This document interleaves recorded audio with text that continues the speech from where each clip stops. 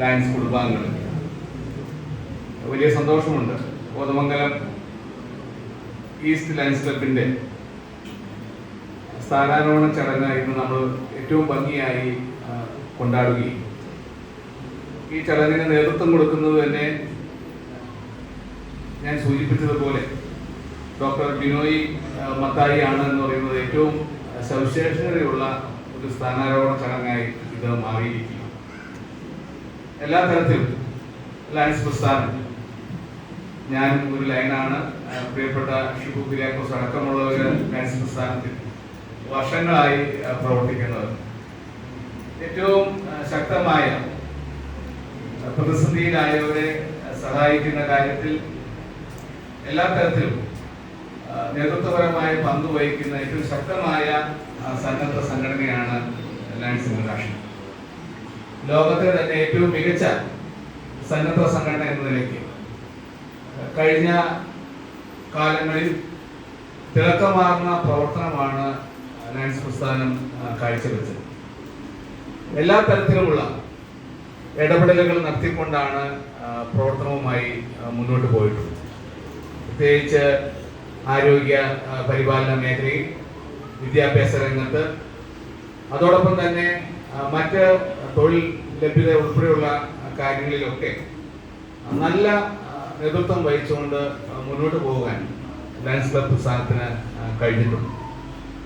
നമുക്കറിയാം, നമ്മുടെ സമൂഹത്തിൽ ദുരിതം അനുഭവിക്കുന്ന, കഷ്ടപ്പെടുന്ന ധാരാളം ആളുകൾ, അവരെയെല്ലാം ചേർത്ത് നിർത്തിക്കൊണ്ട് മുന്നോട്ട് പോകാനുള്ള വലിയ ഉത്തരവാദിത്വം നമുക്ക് എല്ലാവർക്കും സന്തോഷത്തോടു കൂടി, അഭിമാനത്തോടു കൂടി ജീവിക്കാൻ കഴിയുന്ന നാടായി നമ്മുടെ നാടിനെ മാറ്റേണ്ടതായിട്ടുണ്ട്. ജീവിതയാത്രയിൽ പ്രതിസന്ധിയിലാകുന്നവർ, ദുരിതമനുഭവിക്കുന്നവർ, പുറകോട്ട് പോകുന്നവർ, പിന്തള്ളപ്പെടുന്നവർ എല്ലാം നമുക്ക് കാണുവാൻ കഴിയും. അവരെയൊക്കെ ചേർത്ത് നിർത്തിക്കൊണ്ട് അവർക്കൊക്കെ മുന്നേറാൻ കഴിയുന്ന ഈ അവസരങ്ങളുടെ ലോകത്ത് എല്ലാ സാധ്യതകളും ഒരുക്കുക എന്നുള്ളതാണ് ലയൺസ് ക്ലബ് പോലുള്ള പ്രസ്ഥാനങ്ങളുടെ വലിയ ഉത്തരവാദിത്വം. ആ ഉത്തരവാദിത്വങ്ങൾ നമുക്ക് നല്ല നിലയിൽ മുന്നോട്ട് കൊണ്ടുപോകാൻ കഴിയണം. പ്രത്യേകിച്ച് ഇന്ന് ജനങ്ങൾ ഏറ്റവും കൂടുതൽ കഷ്ടപ്പെടുന്നത് ചികിത്സാ ചെലവിന്റെ കാര്യത്തിലാണ്. പ്രിയപ്പെട്ട ബിനോയും പ്രിയപ്പെട്ട ഡോക്ടർ കുക്കും ഒക്കെ ആരോഗ്യ മേഖലയിൽ പ്രവർത്തിക്കുന്നത്. ചികിത്സാ ചെലവാണ് ജനങ്ങൾ അഭിമുഖീകരിക്കുന്ന ഏറ്റവും വലിയ പ്രശ്നം. ഏത് സർക്കാരിൻ്റെയും ഏറ്റവും വലിയ ഉത്തരവാദിത്വവും അത് തന്നെയാണ്. ഒരു അസുഖം വരുമ്പോൾ മറ്റുള്ളവരുടെ മുമ്പിൽ കൈകൂപ്പി നിൽക്കേണ്ടി വരുന്ന ഒരവസ്ഥ, അല്ലെങ്കിൽ സഹായത്തിന് വേണ്ടി പരക്കം പായുന്ന സ്ഥിതി ഒരിക്കലും ഒരു പരിഷ്കൃത സമൂഹത്തിന് നല്ലതല്ല എന്നുള്ള ചിന്തയാണ് എനിക്കുള്ളത്. പക്ഷെ നമ്മുടെ നാട്ടിൽ ഇന്ന് ഏറ്റവും കൂടുതൽ ജനങ്ങൾ ദുരിതപൂർണമായ ഒരു അവസ്ഥയിലൂടെ മുന്നോട്ട് പോകുന്നത് ഈ കാര്യത്തിലാണ്. ഏതാണ്ട് 70% ആളുകൾ സ്വകാര്യ ആശുപത്രികളെയാണ് ചികിത്സിക്കാൻ വേണ്ടി ആശ്രയിക്കുന്നത്. ഒരു ബെഡിന് വേണ്ടി സർക്കാർ ആശുപത്രിയിൽ ക്യൂ നിൽക്കുന്ന എത്രയോ ആയിരക്കണക്കിന് ആളുകളുണ്ടെന്ന് ഞങ്ങളെപ്പോലുള്ള ജനപ്രതിനിധികൾക്ക് അറിയാം. പ്രത്യേകിച്ച് തിരുവനന്തപുരം, കോട്ടയവും നമ്മുടെ കളമശ്ശേരി അടക്കമുള്ള മെഡിക്കൽ കോളേജുകളിൽ ഒരു അഡ്മിഷന് വേണ്ടി ക്യൂ നിൽക്കുന്നവർ, ചിലവുകൾ താങ്ങാൻ വയ്യാതെ എങ്ങനെയെങ്കിലും ICUവിലെങ്കിലും ഒരു അഡ്മിഷൻ കിട്ടാൻ വേണ്ടി, ജീവിതത്തിന്റെ അവസാന യാത്രയാണ് എങ്കിൽ പോലും കുറെയെങ്കിലും പിടിച്ചു നിൽക്കാനുള്ള ശ്രമവുമായി മുന്നോട്ട് പോകുന്ന ധാരാളം ആളുകളെ നമുക്ക് കാണുവാനായിട്ട് കഴിയും. ഞാൻ സൂചിപ്പിച്ചത് നമുക്ക് കുറെ കൂടി ആരോഗ്യ മേഖലയിൽ ശ്രദ്ധ കൊടുത്തുകൊണ്ട് മുന്നോട്ട് പോകേണ്ടതായിട്ടുണ്ട്. അതിനെല്ലാവരുടെയും വലിയ പിന്തുണ ഞാൻ അഭ്യർത്ഥിക്കുകയാണ്. വൃക്കരോഗം ഇന്ന് ഏറ്റവും വലിയ ദുരന്തമായി മാറിയിരിക്കുകയും കോതമംഗലത്ത് തന്നെ 3 ആശുപത്രികൾ ഡയാലിസിസ് ചെയ്യുന്ന തരത്തിലെ ഇന്ന് വലിയ തിരക്കുമായി പോവുകയാണ്. അത്രമാത്രം ആളുകളാണ് ഡയാലിസിസിന് വേണ്ടി ആശുപത്രികളെ സമീപിക്കുന്നത്. അപ്പോൾ എല്ലാ തരത്തിലും ചികിത്സാ ചെലവ് ഇന്ന് വർദ്ധിച്ചു വരുന്ന ഈ കാലഘട്ടത്തിൽ ലയൺസ് ക്ലബ് പോലുള്ള പ്രസ്ഥാനങ്ങൾക്ക് വലിയ പങ്ക് വഹിക്കാനും നിരാലംബരമായ ആളുകളെ ചേർത്ത് നിർത്തിക്കൊണ്ട് അവർക്ക് എല്ലാ സഹായവും നൽകുന്ന തരത്തിലേക്ക് നമുക്ക് മുന്നോട്ട് പോകണം. MLA എന്ന നിലയ്ക്ക് MLA ഓഫീസിനോടനുബന്ധിച്ച് CSR ഫണ്ടുകളും അതോടൊപ്പം തന്നെ മറ്റ് ഫണ്ടുകളും ഒക്കെ ഏകോപിപ്പിക്കാൻ തക്കവണ്ണം ഒരു ഡിവിഷൻ തന്നെ നമ്മൾ ആരംഭിക്കുകയും സർക്കാരിനെ മാത്രം ആശ്രയിച്ചാൽ നമുക്ക് ഈ സാധാരണക്കാരായ ആളുകളെ സഹായിക്കുന്ന കാര്യത്തിൽ ഒന്നും ചെയ്യാൻ കഴിയില്ല. പ്രത്യേകിച്ച് മുഖ്യമന്ത്രിയുടെ ദുരിതാശ്വാസ നിധി എന്ന് പറയുന്നത് പലപ്പോഴും ചികിത്സ കഴിഞ്ഞാൽ മാത്രമേ പണം ലഭ്യമാക്കാൻ കഴിയുള്ളൂ.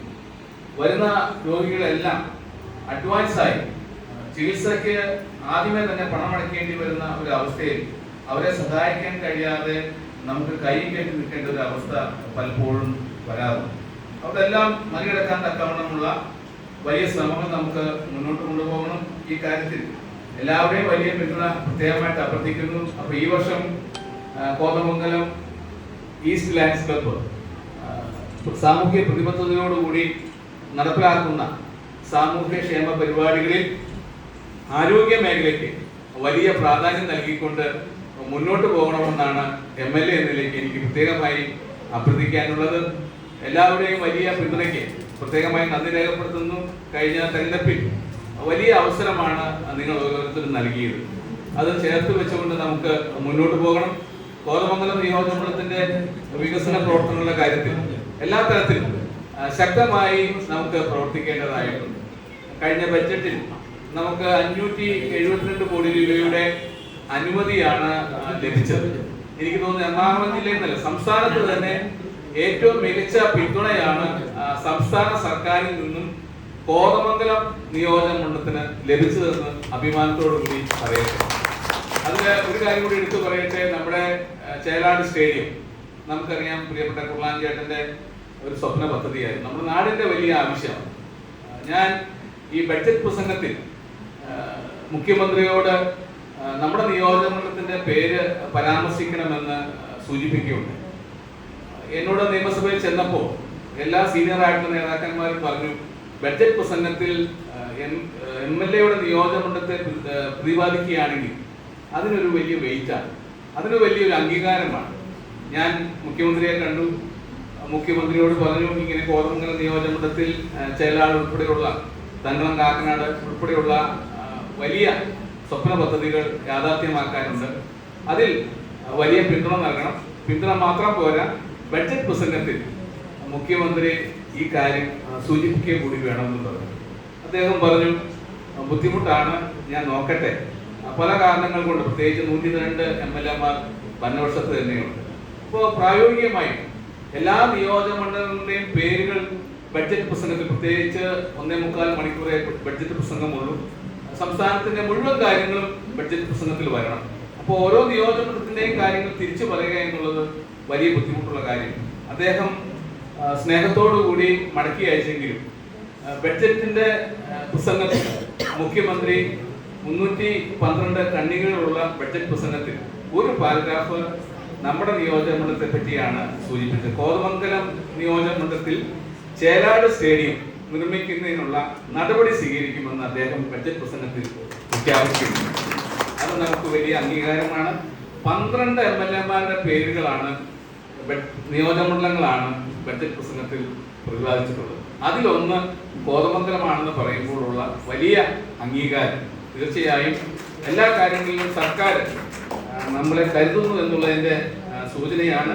തീർച്ചയായും വികസനത്തിന്റെ കാര്യത്തിൽ എല്ലാ തരത്തിലുമുള്ള വലിയ പിന്തുണ നൽകണം.